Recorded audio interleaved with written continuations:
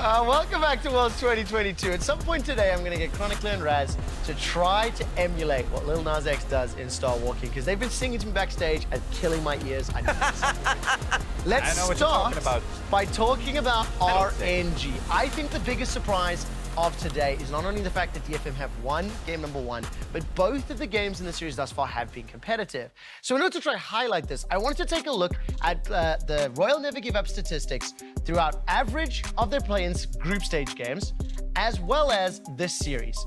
And look at things like First Blood every game, First Tower 4, First Dragon every game. Goal difference at 14, 3,000. KD at 14, 2.6. And then you contrast it to this series, 0-0-0. Yeah. That is a 4,000 goal difference average. I mean, Raz, it is truly impressive how well DFM are playing. Let's also consider the fact RNG are just not firing on all cylinders just yet. Yeah, I think what DetonatioN FocusMe are doing is incredibly smart. Just trading sides whenever possible. If it's a dragon being picked up by RNG, well, they're taking first tower or at least trying for it on the other side of the map. And the most important part is when setup is happening around the objective, they are there first. And they are trying to fight for it and playing around Yaharong consistently. And I feel like this is a consistent thing that, regardless of the champion select, is showing success in the early game. Well, the biggest difference was for me between game number 1 and game number 2 is in game number 1, the side lane plays actually worked out for DFM, right? Like, I think you get 2 or 3 shots against RNG for a side lane play. Brief took like, what, 2 of those and turned them around. Yeah. And that's all you get. You don't get more opportunities against RNG. You need to actually cash in on those. And RNG have shown that they do actually give you those openings. Absolutely. And if we find, I think we might find ourselves in blue side either picking Aatrox if you're DFM or in red side banning it. Then you can make a play for breathe and you won't be wasting that much time. I want you to hold on to that thought really quickly because I want to focus on Yutapon. We didn't get to run this clip earlier in the tournament, but Chronicler, I want to come to you and talk a little bit about how DFM utilize, play, and work around Yutapon. Yeah, to me, the most impressive thing about Yutapon and the reason why we go to display is to show the development that this player can have due to his extensive experience within a series. He goes from accidentally going the opposite way with the Caitlyn net, having to blow his summoners, to being the main carry for every subsequent game against Louds. And Yutapon, to me, is going to be, as much as I like to talk about my boy Yaharong, yeah, we know. The player that you need to enable the most. I think in the previous game, RNG showed that if you do keep him down, the rest of the team doesn't really get anything going. And if they can do that again here in this draft, it'll be very hard for DFM. Gentlemen, look into your crystal balls. Please build on the blue side, red side discussion. Reminder, DFM selected red side. What else do you anticipate changing or do you think will happen with draft? We've had the Aatrox discussion. We've had the Braum discussion already. Chronicler, what else? Yeah, I'm going to just echo Raz. I think you need to ban Aatrox. Aatrox it's going to hurt on the red side. I know there's a lot of really strong champions at the moment, and there's a couple of matchups that you probably don't want to get over, especially against a team like RNG, who are very known for playing one specific style. Yeah. But in that second game, Brief just did too much. And do note that the Tristana is raising in priority throughout the series, it feels like. So regardless of the bans, you might just see Yutapon try and snag that really early on and just put him in a position because GALA is tending to play towards the Kai'Sa if he doesn't get the MF. And so that's something that I want to watch out for if that continues. We'll find out whether or not DetonatioN FocusMe can find those opportunities and punish RNG once more. Let's head to the casters for game number 3. Welcome back, everybody. It's time for game number 3. We are all tied up. DFM electing to stay on red side. So they're saying, all right, that's not the problem. We don't have to turn this thing upside down. I'm very interested in seeing how this next draft goes. Yeah, me too, because we were just talking, like a lot of DFM's losses yesterday and then adding in this one today, it doesn't feel like it's coming down to draft. You're going to walk away and be like, you know, like we gave RNG this, we need to take it away so bad. Maybe like the desk is saying the Aatrox, I can understand because Breathe had so many monumental moments in the last game, but even things like maybe just waiting on Yaharong's mid lane pick now, knowing that Xiaohu's willing to bring out some of these different champions could be a bit of a play. Yeah, I agree with the desk. I think chances are what we'll see is something like, you know, taking a jungler for steal on first pick red, and then looking at something like the Tristana, That's right? Having that push up, and then you can start to actually look for that counter pick for your mid lane as well, which I think is going to work super well because Xiaohu kind of got to see what a lot of the draft was last time before he had to make his decision on the Leblanc, which were obviously worked out brilliantly for RNG. He had a full game and then half of a draft another game to, you know, come up with a pick. So It works out. It works out, right? So, all right, let's see how it goes down in this one, because Graves remains banned. They just absolutely do not want Wei playing Graves, understandably so. Yep. And then Maokai remains banned here as well. RNG kind of forgot about Maokai in game number 1, and I don't think they're going to forget about it again anytime soon. Kennen now also banned, so Evie has to play something different for the first time this year. I wonder if they're trying to push DFM into an Aatrox ban, because, I mean, you haven't really had too much of a problem with the Kennen in either game 1 or game 2, so RNG definitely trying to get something out of DFM here. Yeah, I'm curious if they're just like, hey, look, we're going to drop the Gnar ban. We still think our Aatrox can do relatively well into the Gnar. Like, as we've seen, Breathe hasn't really struggled into the range matchup with that Arcane Comet build, so I feel like he's happy enough to just go for that, and then still going towards things like the potential Yuumi ban or even the Azir ban that has been the staple as well across this. And then this is going to be the telling sign, right? They've been banning Sylas and Fiora, but Was that a missed ban? must have been. Yeah. I mean, because there's no way you're facing RNG, and, you know. There's no picture there, so... This is the thing, right? Like, one of the big talking points we've had with RNG coming through the LPL is, like, they don't play Azir. Like, Xiaohu doesn't play Azir. So I haven't been surprised to see... Well, sorry. Oh. Xiaohu can play Azir well. It's not what the team wants from him. So I think that's where I'm looking kind of going, okay, well, that's why we're seeing this Azir ban creep up over and over again, because it's just not an RNG pick. I would imagine that would have been the third ban that they were looking for, but we'll have to see exactly what's happening. Yeah, I think it might have been some sort of a client error or something like that. That's what I'm guessing. I'll let you guys know whenever we get any official word. But based on the fact that the graphic is no longer on your screens, you can probably assume we're going to have to remake it. I would expect all 4 of the bans to remain exactly as they were up until that third RNG. We're actually just taking blind draft to the next level. Blind for the casters, blind for the players. Okay, So you got to just all try right. and predict what's going to be coming out, and then we'll see who gets full marks when we get into the rift. I feel like DFM should have the advantage then, because they've run the same draft 2 times in a row. They're hard baiting RNG to make them think they're doing it again, and now they don't get to see. And it's like me and Raz playing rock, paper, scissors the other day, where I did rock twice to make him think I'd do it a third time, and making him think, I am that dumb, Raz, come on. But he thought I was smarter than That's that. going to say he won. I mean, this is a terrible... Raz is chaos incarnate. He probably wasn't even paying attention to what you were doing. He was just picking whatever the Raz vibe told him to pick at that point in time. So which one of these teams do you think would Raz the draft if it was, you know? Which team would Raz the draft? Raz, I'm sorry, buddy. We are turning you into a verb now. Because I don't know. Honestly, I think DFM might just do it. I think maybe they would. But we do have a delay on stage right now, as y'all can probably guess. Hopefully we can get everybody back into a new champ select ASAP and get things rocking and a-rolling here. I'm excited to see... I'm not going to lie to you guys. I'm excited to see the Kennen band away because I want to see an Evie special. I want to see one of those trademark pocket picks get pulled out here and really slam that gauntlet down on the table. I mean, I'm hoping for a game where RNG get to pick the Gnar and then we get Evie bringing out the Gurgot because, you know, that's the scenario he's probably looking for. But even if we ended up with something more standard, just like the Lilia coming back, which... You know, I feel like calling it meta is fair, but definitely on like the cusp of the meta because we've seen Evie have some great team fighting with a champion like that. Yeah, and I think it'd be really interesting to see RNG adapt to it, right? Because, I mean, Kenju is a guy that has a ton of backstory here, especially the guy who actually did the Golden Road back 21/22, right? He wins Summer with EDG, wins Worlds with EDG, then comes to RNG, wins Spring, wins MSI. Like, this is a guy that has looked incredible in that coaching position, and you can see that even with that, RNG struggling game 1 against DFM, and now you're going to have to try and rely on that resilience from the coaching staff, give that to RNG to try and make sure they can get across the finish line. And I think that's one of the most fun things about a best of 5, especially coming from, like, you know, I'm an LCS caster. We come from best of 1 regular season, right? You don't get to see those adaptations throughout all of those instances. But here in these series, one of the biggest things is how you change, how you switch it up between each one of the games to answer what your opponent is doing. It's like the memes where, oh yeah, you can't stay 2 steps ahead. You got to be 3 steps ahead, so you're ahead of that other guy. But then he's 4 steps ahead, so he's ahead of you. It's just such a fun mind game to see these coaches and these teams play back and forth to really just one up the other guy or catch him off guard. I mean, I love that you say that like 3 and 4 steps ahead thing, right? Because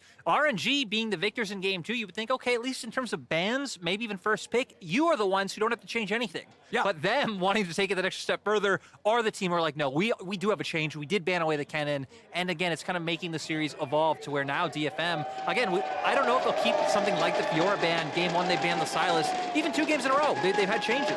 Yeah, and I mean, for DFM, the Vi ban is the one that surprises me, right? Like, we actually saw that come out the first time RNG took to the stage against DRX and didn't look so hot. We've kind of seen it drop to the wayside here for RNG as well. But it looks like DFM are just like, look, we're just worried about things that can immediately start fights, where they can catch people out and not really give us an opportunity to have some sort of answer back. See, I'm not afraid because I'm not an analyst to just go on record and say I hate Vi as a champion. I think she's bad. I think the only time she's ever good is when she's a specific counter to something that needs answered, like Zeri. Whenever I see Vi just being like first picked, I'm like, y'all deserve to lose. It's one of those moments where I just don't have faith in this champion. And so if you got to give away a ban, I'd like to see that one drop.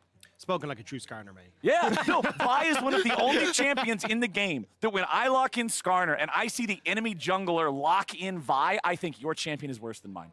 That is one of the only champions in the game. I am honest in what I am saying right now. I promise this is from the heart. I just have no faith in that champion. You know, I don't think you, since you're not an analyst, you don't fear saying that because, you know what, I don't fear saying it either. I don't want to see the Vi locked in, even if it is let through. I have a smart guy endorsing my Skarner opinion now. This is great, man. I'm living my best life. In A1 today, I am vindicated in my opinions about Vi. He called me smart. Does he get the uphill spot? Does he... Oh yeah, I gotta make up for that too. That's right. I forgot. I completely jinxed that early on with the 10-minute first blood in game number 1. Flattery will get you everywhere. Okay, that's good to know. That's good to know that we're on point with that. And so the other thing that I want to keep track of here, and I hope we get more of, is I want to see more early action. Game number 2 was a lot better about it than game number 1. Game number 1 just felt a little bit too slow for me, boys. I really like seeing these players get into the PvP nice and early. You know, I feel like we've seen so far from DFM, like they can do it. We've seen them willing to fight in the early game, especially if like one of their laners, especially it has usually been heavy in the 1v1s, find an advantage. But they've been fine to just sit back and chill flowers. And sadly, RNG are one of the less aggressive LPL teams in the early game. I feel like you always have to say in the LPL because even being less aggressive there is still more aggressive than most. Yeah. Well, okay, I got an update for you guys. I have been told League Ops are investigating a bug with champion. Okay, I didn't even get to finish it. You guys, okay, all right. Well, it's all good. It's all good. We're back into the draft. I am assuming it's going to be same for first bans. Maokai taken away, Graves taken away. Let's see how the rest of it plays out here. Tied up in the series. Okay, there goes the Kennen. There goes the Vi. We're just running it back nice and easy. But now I expect this to actually go through.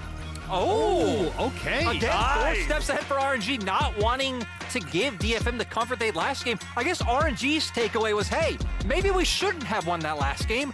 Early game, DFM was the team with the advantages, and they don't want to deal with these sorts of compositions that have so much all-in threat early on. But this is the thing, right? Like, Xiaohu has been someone who wants to get out of the lane, try and impact sides, and it just feels like Yaharong is going, yeah, you go do that. I'm going to go farm up and scale. But Kalista, very weird, because that's not a GALA. That is GALA doesn't know how to play that champion. GALA Kalista. No. This is not... Does not compute. Does not compute. Gentlemen, are you saying that this might be a somebody didn't do their homework type of ban? I'm saying, I don't know if during groups, RNG did scrim DFM, you know, because they were in different groups, right? Right, Group A and Group B. And then maybe GALA was playing some Kalista, had some pop-off games, and as DFM, you don't want to deal with it. All right, well, based on our knowledge, though, you guys are telling me this ban's a little bit of a head-scratcher. It does leave the Aatrox open. With Aatrox open, that means RNG are going to lock it in. Yeah, so gonna keep it standard, right? Going back to some of this work, Reeve did have a phenomenal game last time around, but Tagda instantly DFM going towards the Yuumi. So Flowers might want more action, but DFM wanting to stay with a bit of that slower pace, but still indexing into strong team fighting. But I still think this works out super well, right? Because we've seen the Sivir Yuumi kind of creep back in towards the meta. It's been incredibly strong. That would be a fun one to come through, but I'd be surprised. And look, I think you're going back towards what's ease of access here, right? Steel does look good. You still got that flexibility to heavy in the top side if you want, but I think Sejuani jungle, having a bit more of an engage here for RNG could work out well. All right, just a quick update, by the way, since we never really gave you guys the story conclusion to what happened earlier. League officials determined that RNG was unable to ban Yone in the draft, so there was some sort of an error there. And so the lobby was remade with the same picks and bans up until that third ban for RNG that looked like it was missed the first time around, was just a bug. So anyway, we're running back Aatrox, we're running back Viego, and we're locking in Sylas. Triple melee for the top side of RNG. Yeah, and I actually like the pick in the context of this draft because you already have two phenomenal ultimates. Just like that justifies the Sylas pick enough, just with the Yuumi and Sejuani ultimates available. So once again, going to be very scrappy, very brawly from RNG, but the Sivir locked in for And it's DFM. basically a call out against DFM, right? It's like, do you pick Sivir or are you going to pick something like the Azir here for Yaharong so we can actually have a bit of a decent time in that lane? So this is where now I imagine we're going to see a little bit more of a focus on towards mid lane bans here to make sure the Yaharong isn't going to have the best of times, and you can actually set Xiaohu up to have a good space. And that's the thing, right? Because I feel like as DFM, maybe you don't feel as pressured to take the Azir because you still have other control mages in the mid lane that you can pick up, things like the Victor, the Talia. We've seen Vex come out against Sylas a few times this tournament, so a lot of things for DFM left in the mid lane. RNG, though, more afraid of Evi. Exactly. This is the first draft of the series where Evi's champion is still left to be picked in the second half of the draft. And with DFM electing to stay on the red side, that means they could save the very last pick for him. So they're going to remove some of these things, which are a little bit more unusual. Something like the Lilia, Tristana, and Alistar banned out by DFM. Keeping the Trist away from GALA, I can see why you'd want to do it. I actually thought we'd get the Nar ban here.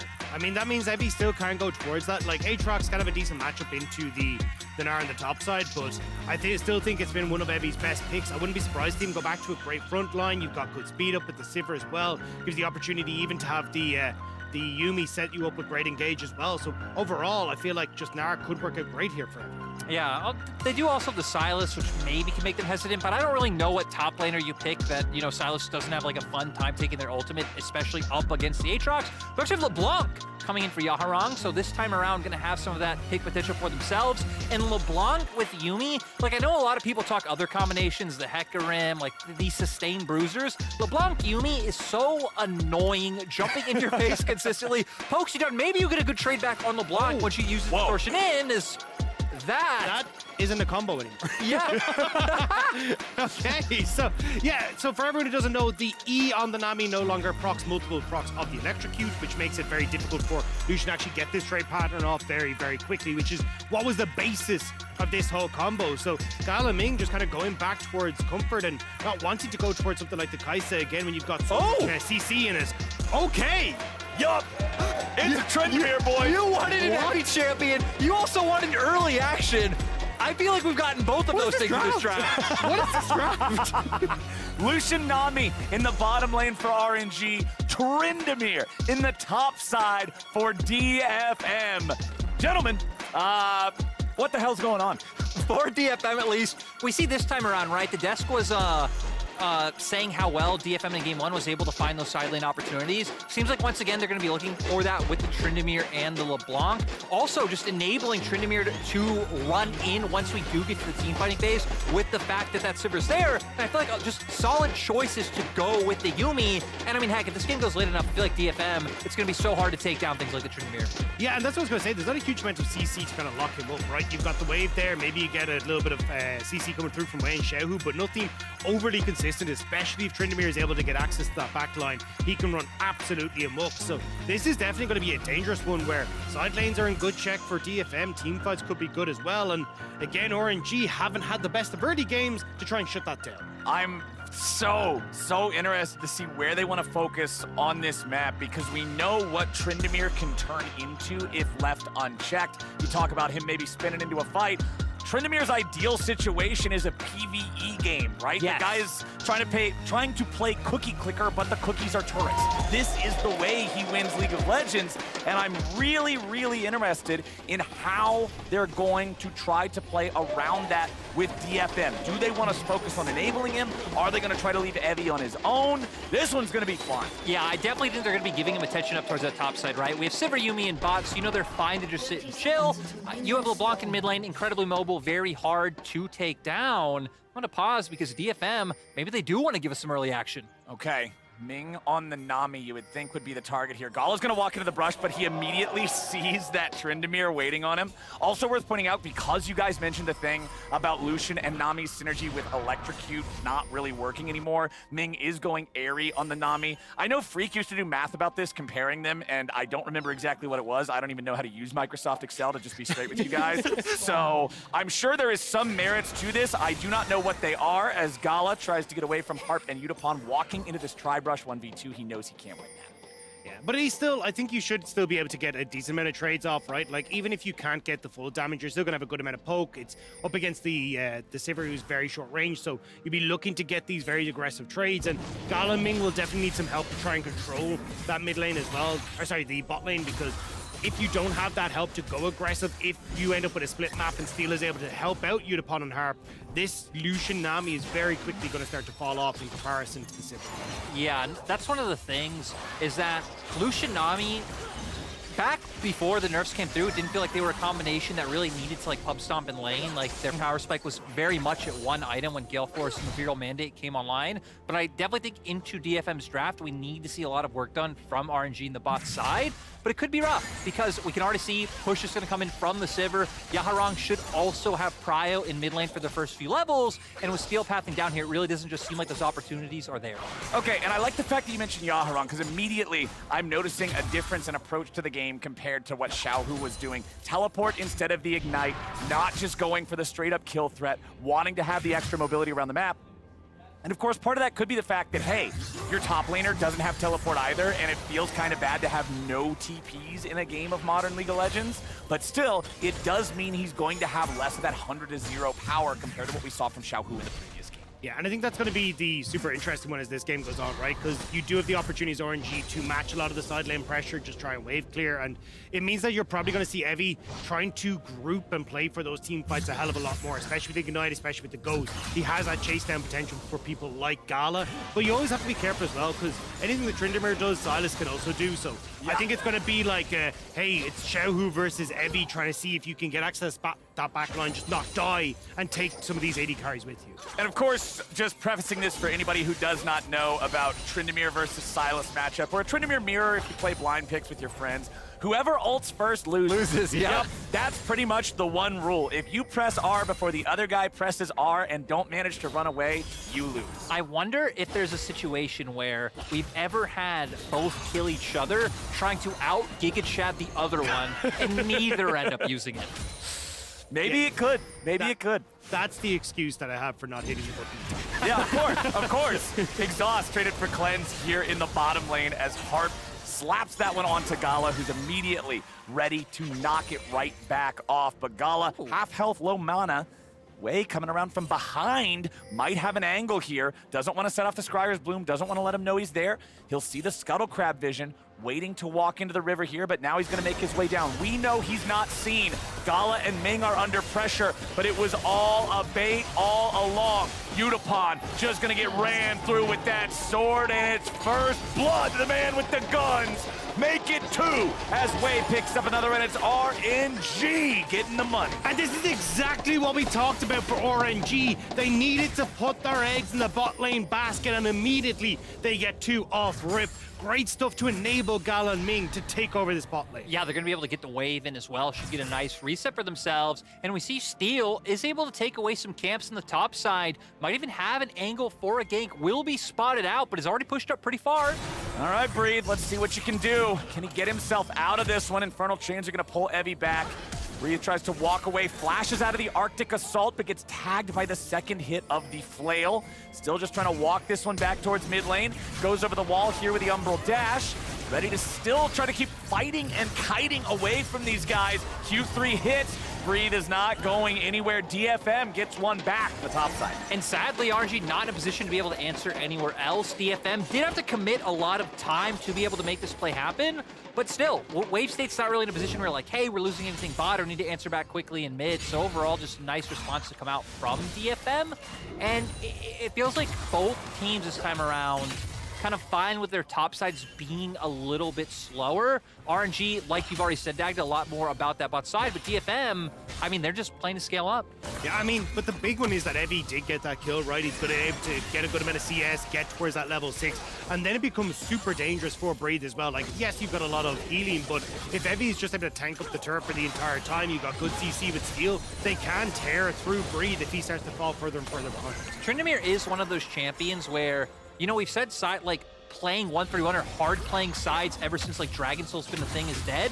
Tryndamere is one of the champions who actually can still dive you and actually get pressure on a turret. So very good for him, especially he already hits level 6, so it makes sense it steals up here. Oh man, this is where you can just get scuba levels with your dives, boys. It's so difficult to deal with Tryndamere in these situations, especially just as a level 5 Aatrox. Breathe is still hanging around. The turret aggro comes out. It's initially onto Steel. That was a bit of a screw up there from DFM. Now Evie's underneath the turret, but Wave's already showed up. This was a massive mistake from DetonatioN. FocusMe, and Focus they will. RNG get 2 more. And you can understand the idea. They have the stacking wave, they have the ultimate for Evie, but the fact that Wei was able to make his way up there and honestly get the possession right in time to like jump in between Breathe and Evie, everything just going the way of RNG. And you can see Yaharong's trying to see if he can make the play happen then on bot side because they know that Wei is top, but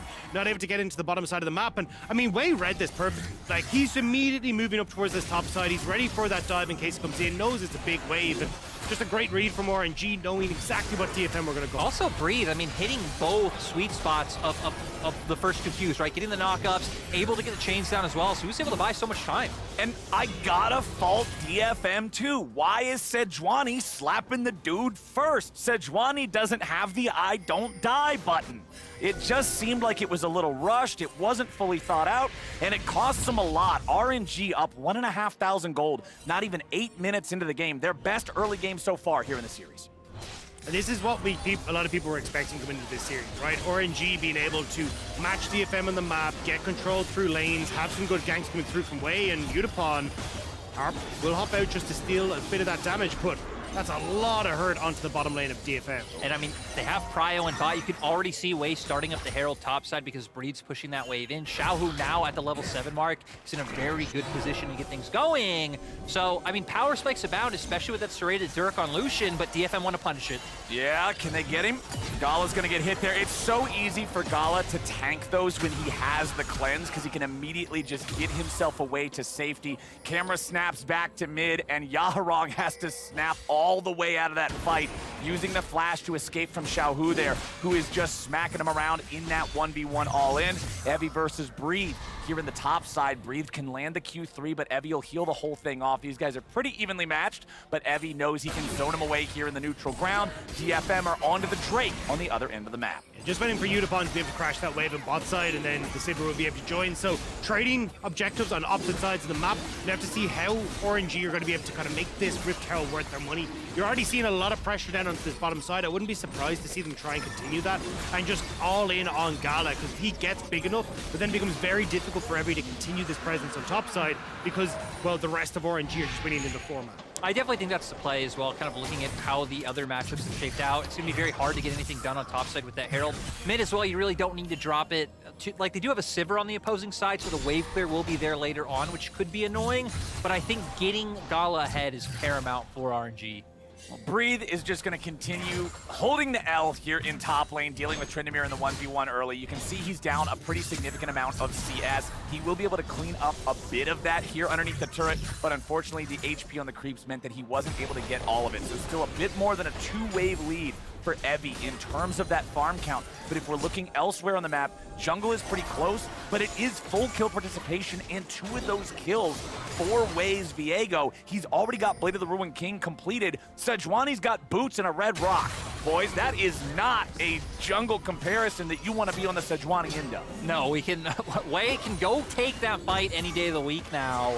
And I mean, heck, we've already seen him playing around some of the pressure Xiaohu's put up in mid lane to aggressively go towards Steel's jungle. We haven't seen the fight just yet, but I'm sure Wei going to be looking for it now. Yeah, but that's the big thing that I'm curious about, because I thought the RNG were going to try and make a play off of this bot lane wave, like try and crash it, but Wei actually went to the top side, so they don't have the numbers here to try and make anything happen. It looks like they're trying to draw steal in, so they're going to make the play mid. Oh, Yaharong getting away there. Xiaohu had the stolen Sejuani ulti to fire at him, and it ends up being enough. They get the kill. Now bottom side, Steel's gonna try to use his Sejuani ulti, throws it out. Ming tanks it, trying to save GALA. No! And the Boomerang Blade does not land.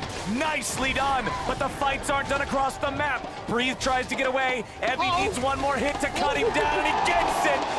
Evie lands the solo kill. You know, after how bad that felt in the bot lane for Yutapon, we take that for Evie in topside. The sad thing for DFM is they lost out everywhere else, not able to get the play in bot side, as we just saw Herald dropped in mid.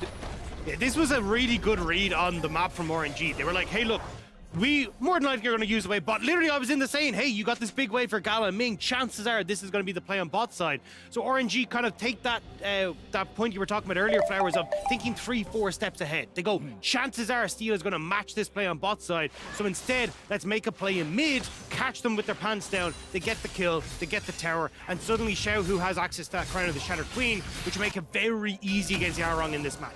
Yeah, and we're going to see here. I mean, it's so easy, right? The fact that Xiaohu has the ultimate allows the lockdown to come through, comboed perfectly with the CC setup from Wei, and then Xiaohu just able to finish off the kill. So, I mean, that's why we said in draft, right? Xiaohu, very, like, Sylas is good, let alone the ultimates right now, it feels like, but especially when you're showing Yuumi Sejuani on 1-2, Xiaohu was having a field day.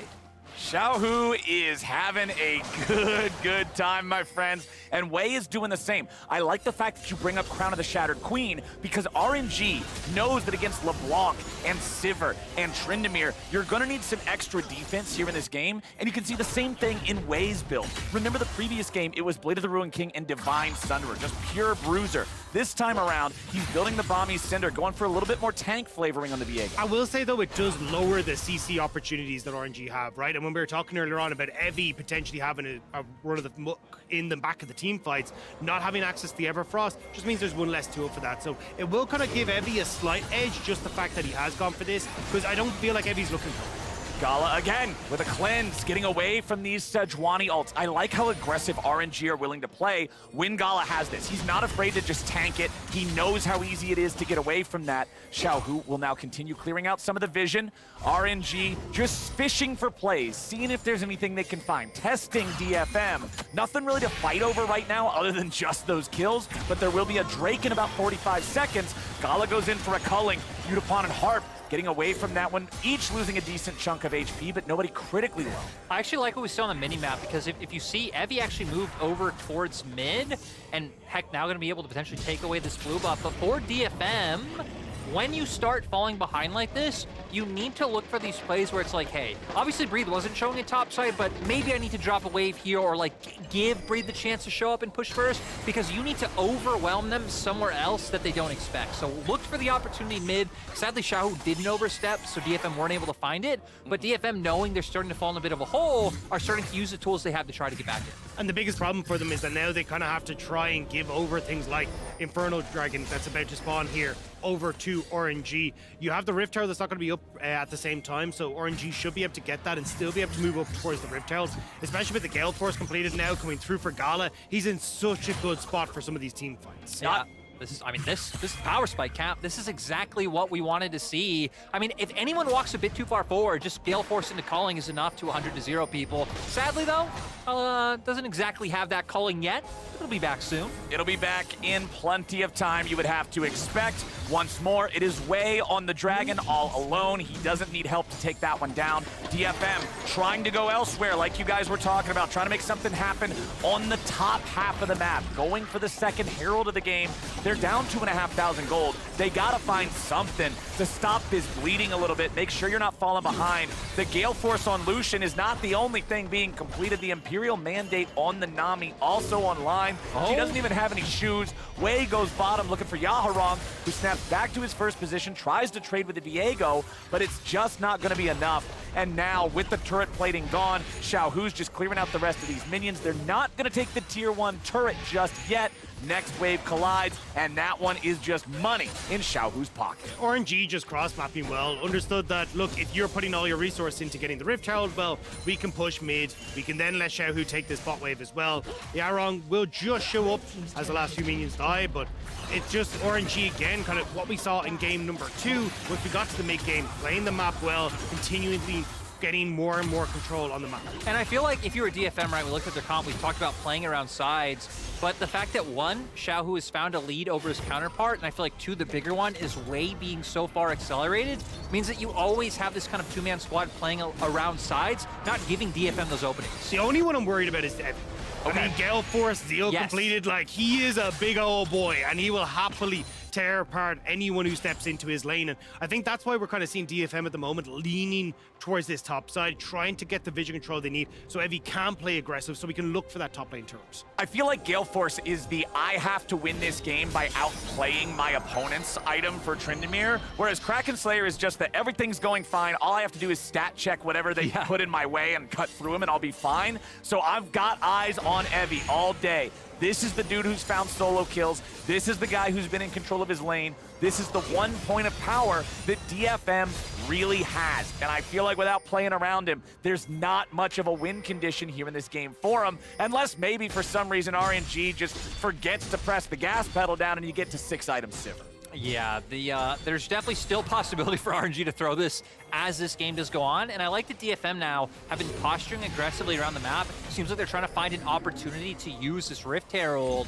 Wei, though, going to be doing some hunting of his own. All right, they're after the Nami because they know that Lucian can get away from it with Cleanse. Ming stays alive, and now with the wave going forward, the revenge is swift, and they punish Steel. Evi's forced in the ulti, and these are not the plays they needed from that Tryndamere. Breathe takes out Yutapon, and Yaharong will stumble away with his pet cat, the only one left alive, surviving the slaughter. It took a game and a half, but RNG have woken up in this series and they have chosen violence. RNG now going to start moving through the mid lane and get another structure for themselves. And not only get this mid, right, this is also relieving pressure off of Brave, who's finally like, cool, Tryndamere's out of my lane, I can farm minions and push in a turret of my own, and the gold lead now swinging upwards 5k plus for RNG. It was just a great fight from RNG. Ming doesn't get bursted out at the start of this and end up lands a miracle bubble as well onto Evi to prevent Evi from actually being able to do much damage to GALA. So from that point forward, RNG were just able to close that one out. Again, side lane's now fully in control for RNG. And I like the fact that DFM went for something, right? Like, they see the opportunity here to maybe catch that support. They know they're falling behind, but as soon as you weren't able to finish them off, everything just went to hell. Yeah, I mean, the TP comes in from Breathe. Nice tidal wave from Ming to lock a lot of the members of DFM down. They didn't account for Wei already being here. And I love that RNG kind of just forced them apart, right? You have Xiaohu and Breathe just running down Yutapon, and it leaves Tryndamere just fending for himself between numerous members. And you saw Yutapon try to do that cheeky thing where you look like you flash over the wall, but you flash back into the pixel brush. But they're just standing in the brush waiting on him like, wait, what are you doing here? And they just beat him to death. 0 damage in the fight from Yaharong, as, you know, it was just over before it started, honestly, with them not being able to grab the kill onto that Nami. And yes, DFM will finally get their first turret of the game, just about 19 minutes in here, taking out that tier 1 top that Evi had put so much work into.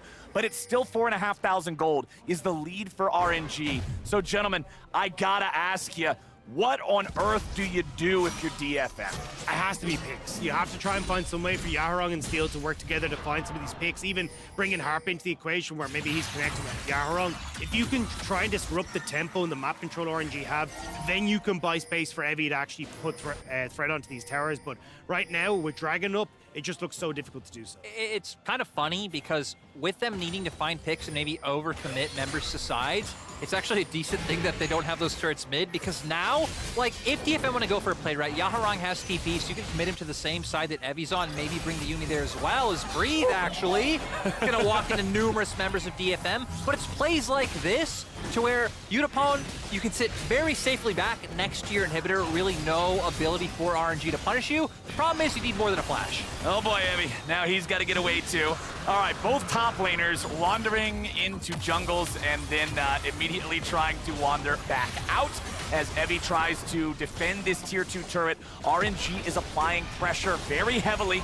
Evie is low, but not forced to ult. Xiaohu can just jump right back in there, make sure they destroy that turret. Yaharong's looking to see if there's anything to grab, but he's stunned. The bubble flies out and only gets the clone. RNG's war machine is not slowing down. But this is the trade-off when you try and make that pick in the top side, right? Now you don't have the members bot lane. RNG are able to get onto the tower, and now DFM overcommits the bot side, which means that Breeze can get the top turret.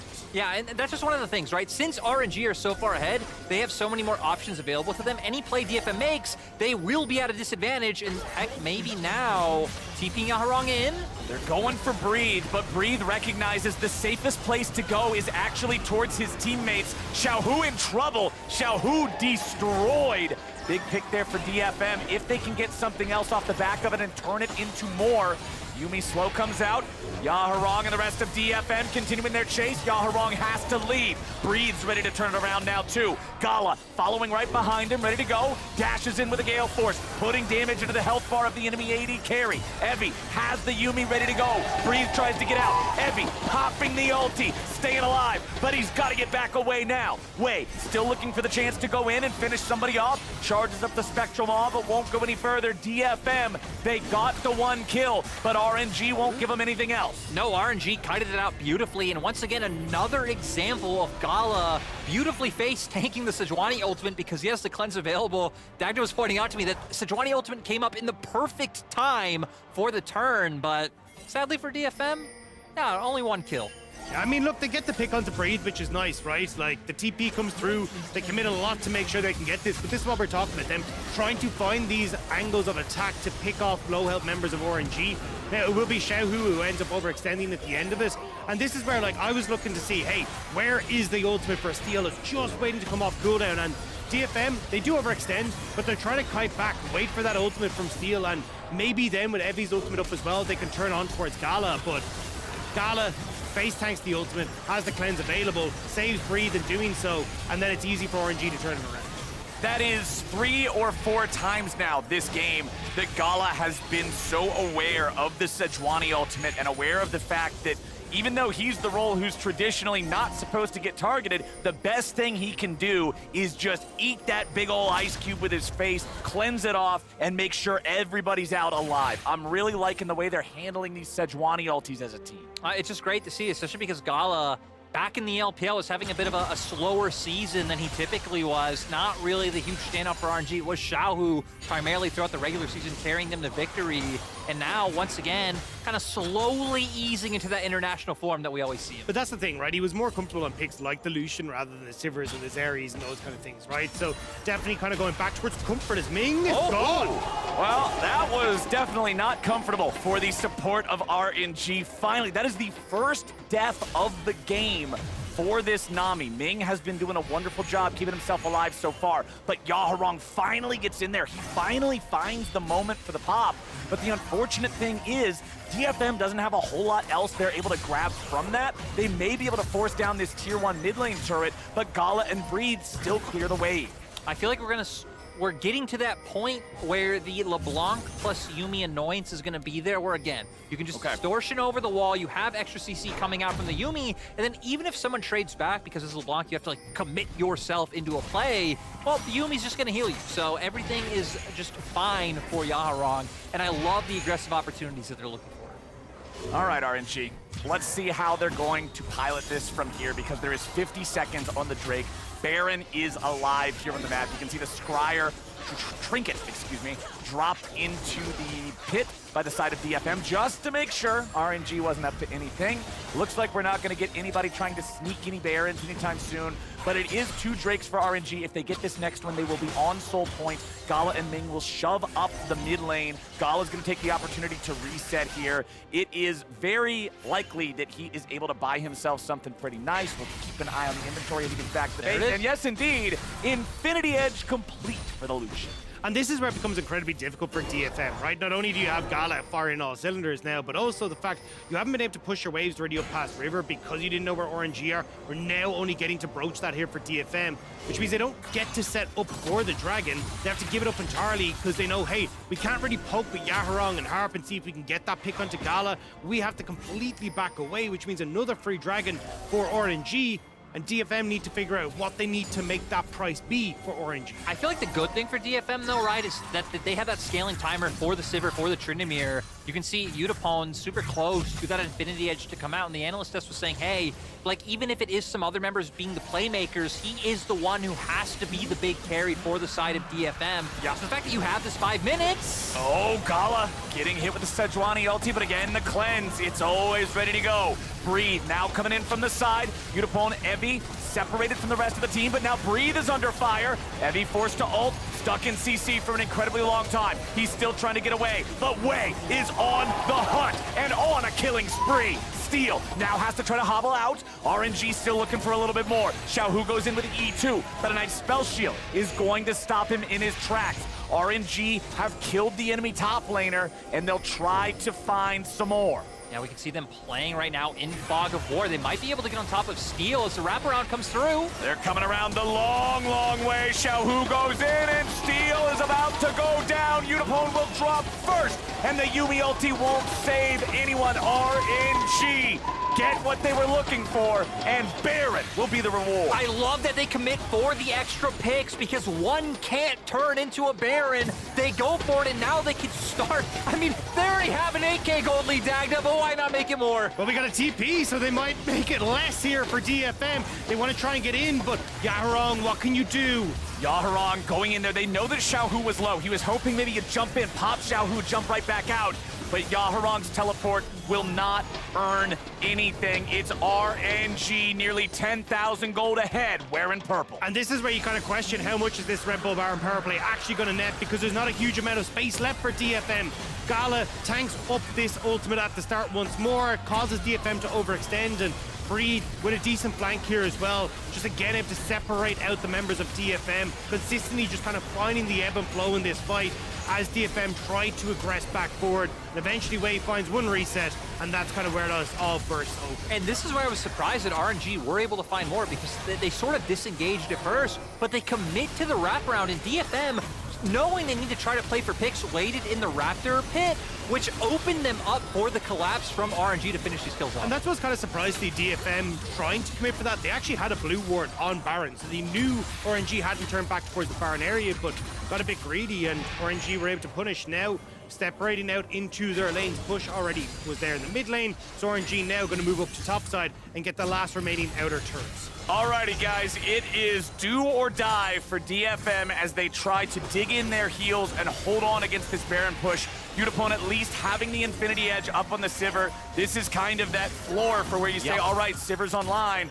But man, it is a rough time to finally get there. You don't want to be staring down two barrels like this, but it's RNG, locked and loaded, ready to go. They'll take down the tier 2 turret here in the top lane, and now all that's left is the DFM base. And this is where we can see the annoyance for DFM not having that TP on Evie, because Xiaohu can be down here, match these waves, and TP up if anything happens. Evie feeling like, hey, I need to be with my team right now because they are going for this push, and can't put that split push pressure that he would so want to use.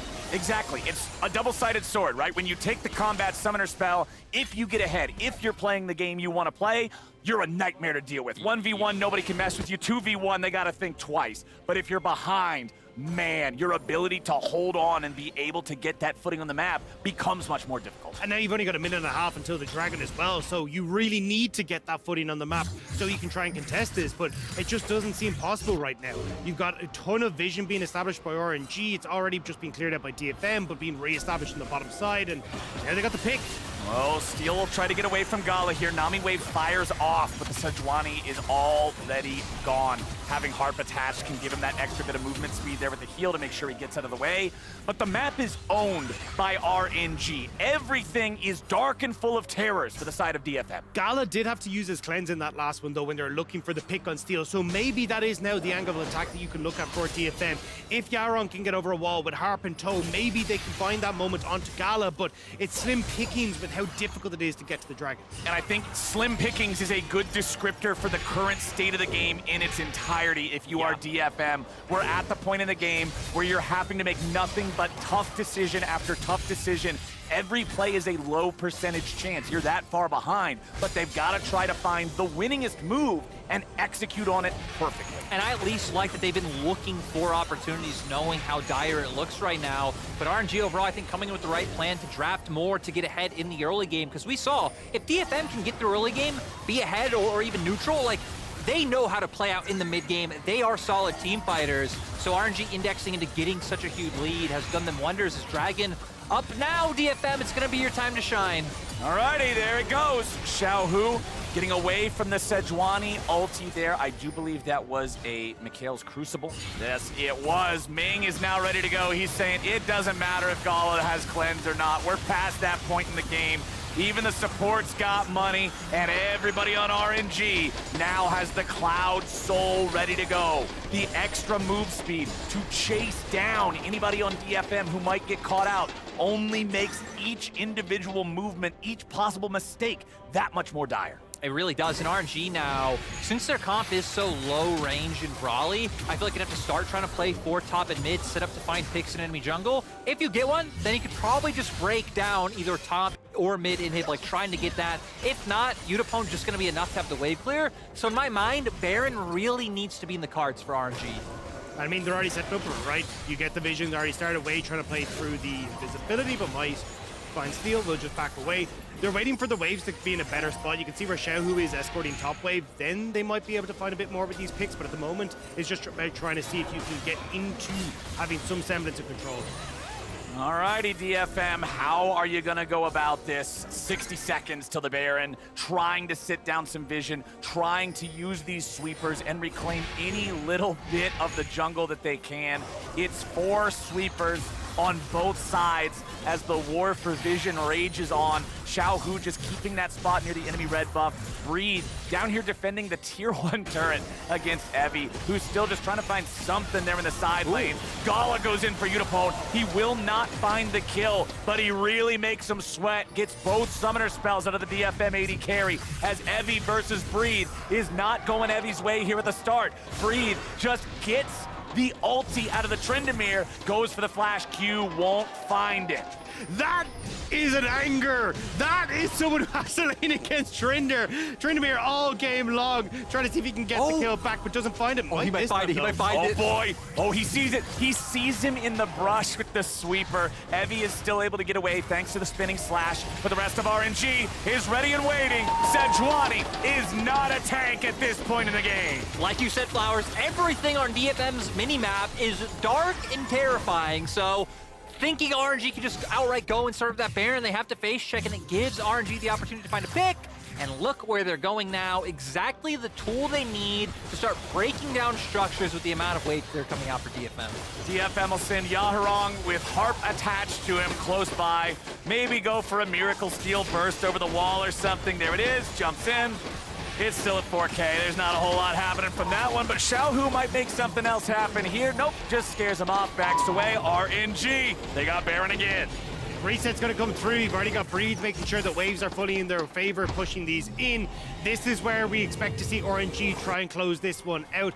And even if they don't, I mean, 3 minutes until the Outer Dragon as well. DFM haven't got to see outside of their own base in the last 5 minutes, so it still feels like RNG just get to dictate how this pace. Again, it's just crazy to think where we went from game 1 to like DFM comfortably winning game 2, great DFM early game, into a bit of a throw and RNG finding those picks where now it's been RNG dominance. It reminds me of an interview I saw Wade did the other day where they said, hey, so how are you guys dealing with all the expectations at Worlds? Like RNG, you guys never really handle that well. Wade's like, what expectations? We're 4th seed. We're 4th seed.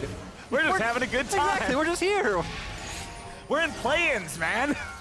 So you can see RNG, I guess there really is nothing to tilt from when you are coming in with that as your mindset, which is a pretty good mindset to have coming into any international. So kudos to them, because now, I mean, with a 13K gold lead, with Soul, with Baron, right? This is just about how RNG ends the game rather than when. It's Hakuna Matata for RNG, and they are feasting on DFM here in this third game of the series. Breed is going to draw the attention of two up here on the top side. I think he may have drawn a little bit too much attention as he tries to retreat back to his team. They won't be able to kill him, but he ended up doing his job as the mid lane loses the inhibitor. Yutapon goes into the stasis trying to survive. They're still ready to kill him. It's one down, it's two down. How many more are they going to get? Heavy's in the ulti and he tries to spin away, but it won't happen. Yaharong, he dies too. A triple kill over to Xiaohu, and RNG will take this game. RNG delivering on the expectations. Such a dominant game 3 coming out from them. And DFM have to go back to the drawing board and again try to find that winning formula they had in game 1. Full house to round it out with the triple and the double kill. It felt like a full house for RNG, and just how they were able to execute on their game plan. Great in the early stages, great in mid-game, and just made it incredibly difficult for DFM to really just get anything in that game. DFM, their backs are now against the wall. They came out, they shocked everybody in game number 1. They were able to go blow for blow with RNG, but as RNG have sped up the game, like what you were talking about, Lyric, saying, yeah, they're just picking these champions that can scrap early, get those early leads. If DFM can show you that, hey, we'll keep up with you in the late game, just don't let them get there. Yeah, exactly. I think it's a great strategy coming out from RNG, which again is kind of funny going to this on the international stage in play-ins where it can work, because it's not something we saw in the LPL. But I like the style of champions they've adjusted to, things like the Leblanc, the Sylas, things that they weren't playing in the LPL, but they're making work wonderfully here. Yeah, I think the biggest thing is just getting agency for Xiaohu, right? When he's actually able to have control over that mid lane, you can see the difference. They're happy to lean in towards a lot of these early skirmishes, look towards things like the Dragon and those fights. And from that point forward, it just feels like now we're getting RNG stepping up, even with things like the Lucian Nami that we weren't honestly expecting to see in Worlds. I also want to give the special shout out to Wei, because Wei really did just pop off that game. Let's remember he was, already had the Blade of the Rune King so early on in the game, it was just taking over. Well, RNG are at match point, and it's up to DFM to try to figure out whatever the answer may be. And as they try to figure it out, we're heading over to the State Farm Analyst Desk. Thank you so much, Captain Flowers. That is correct. RNG are up at match point 2-1. We're going to take a look at the picks and bans because we saw 3 unique picks making their debut at Worlds 2022. And I'm going to go to the Harbinger of Chaos first. Compliments of Captain Flowers for that one. What did you make of the draft? What do you make of the pivots? When I saw that Lucian Nami locked in, I got nervous for DFM. Same, because they tasted blood in the water. It was like, oh, okay, Sivir, Yuumi, pretty weak laning phase. Let's go straight forward and make and empower even GALA and Ming. So I actually really enjoyed that. But to be honest, I really loved DetonatioN FocusMe's draft. I felt like they drafted well around the Aatrox first pick, saw the full composition, and be like, okay, there's not that much CC ingrained in this team composition that RNG has. So they just went towards the Tryndamere, and I really enjoyed it. I thought Evie played well with it. It's just tragic that the games are just now getting a little bit more messy. I liked it. Yeah. And it also didn't matter at all. So get rid of that vibe ban. Get rid of that vibe ban and just ban Aatrox. He is getting sassier as the days have gone on. Aatrox is just ridiculous. This was a counter matchup, which I agree with you. Yeah. Evie played well. He got the attention he needed. Yeah. He got an early lead. He had and then, what was it, like 30 minutes in? We've still 1v1'd him. Like, that's not okay. That champion... I was more annoyed when Steel came to help Ebby. Yeah. Steel did not help Ebby. Those early game ganks were not particularly valuable, ended up hurting him more and just giving Breathe the space that he needed to breathe. I wanted to make a comment. I feel like the slick back haircut that he has and everything, just like, that's the evil He's side prepping for coming New out. York. evil, He's prepping for New York. He's like, I just don't like I'm Aatrox. walking here. Anyways, let's take a look at the first trip. That's a thing, right? Is the thing? That is a thing. Let's take a look at the 17-minute replay. Mr. Slick Back Hair Chronicler, what do you make of the first replay? I don't appreciate being forced into a villain arc. I just want to highlight that. These are the mid-game team fights where you really see RNG at their best, where they're able to dispatch one by one the members of DFM, who never really get the backline access that you're looking for with a Leblanc. and with a Tryndamere and just kind of fall down, unfortunately. Yeah, they're hard-forcing fights. Especially a lot of the Sejuani ults are hitting the cleanse Lucian, which ended up turning into a cleanse and support item, I guess. Well, again, I think it was Flowers that said, just eat that ice cube, cleanse it out, and save your team, right? Like, I think it was a good, but it worked because as long as that cleanse was up, Sejuani ulti didn't care about, It was just really difficult. I felt like they were hard-forcing fights when they had a winning strategy with Tryndamere. He was having a really good game after the tragedy of the dive. So wanted them to play a little bit more patiently. Now, I will say for everybody watching at home, please remember that point that Raz just brought up. When we come back for our pregame for match point, I do want to specifically bring up how DFM are forcing things. Before that, though, we need to keep celebrating how RNG won the game. So Chronicle, at 21 minutes, we have another team fight. This was the one, to me, that made me go, okay, that's it, RNG have got this in the bag. It was already pretty clear, but this was painful to watch.